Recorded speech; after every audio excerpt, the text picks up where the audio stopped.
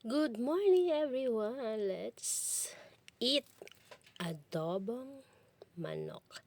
Yes, nag-prepare na po tayo ng bawang at sibuyas at hinugasan na rin natin yung ating chicken. Ayan, nagpainit na tayo ng kawali at inuna natin ang sibuyas at bawang. Ayan guys, iba-brown lang natin yan ng konti. Ayan, at dahil brown na siya, sa tingin ko naman brown na siya. Yes, nilagay na natin ang ating chicken. Ayan.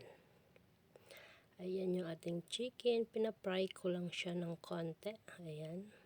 Binabaliktad lang natin yan guys. Tinakpan natin at ibaliktad natin yan. Wala na tayong luya o ginger kaya hindi natin nalagyan yan guys. Ayan. Nilagyan na natin yan ng seasoning ng toyo, paminta, laurel at suka. Yan muna ang ating nilagay para manunuot lang yung lasa niya sa loob ng chicken.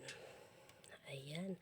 At dahil nagsaing po tayo, ay yung ginamit ko pong pinaghugasan ng bigas, yan po yung sinabaw ko dito sa ating chicken. Kasi lalagyan naman talaga siya ng tubig para siya ay lutong-luto. Ayan.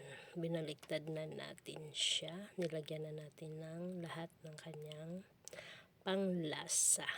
Ayan. Nilagay ko na po ang ating hinugasan ng bigas. Ayan guys.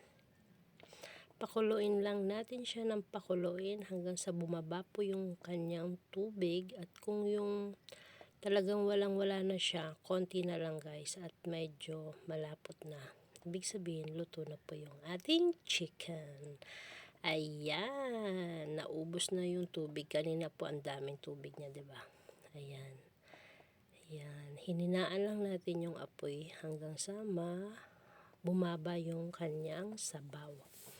Ayan, at dahil gutom na tayo, ayan guys, luto na siya. Tikiman portion na dahil gutom na ako guys. Maraming salamat sa inyo. God bless po. Thank you everyone.